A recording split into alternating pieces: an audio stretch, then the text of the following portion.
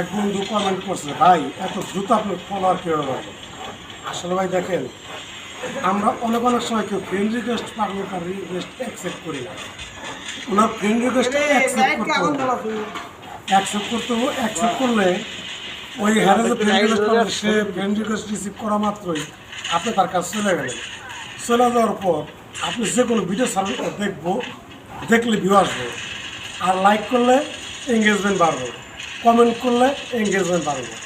Engagement, like, comment, share এগুলো আলাদা আলাদা একটা জিনিস। আর আমার 5,000 ফলোয়ার আছে, আমার যে ফ্রেন্ড রিকোয়েস্ট আছে ওর কাছে 5,000 ফলোয়ার আছে, মানে 5 কত হইলো 10, যদি এক একজনের 5 কথা হয় কত হয়? ভিউ বাড়তে সময় লাগে না ভাই। আপনি তো প্রথমে ফ্রেন্ড লিস্ট বাড়ান। 5,000 ফ্যান ফলোয়ার থাকলে আপনার ভিউ এমনি বেড়ে যাবে। কথাটা আরও নয় হলেও একবার রুমাইনা দেখেন যে আসলে আমি কী বললাম কথাটা।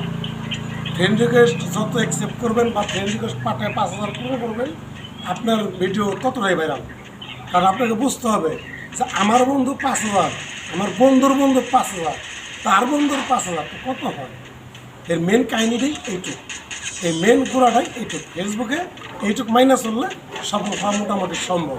আমার অল্পতেই অনেক ভিউ, ফলোয়ার যদি একটু কম 5-এর উপর আছে, কিন্তু ভিউটা অনেক বেশি। যার কারণে সবাই হতাশ।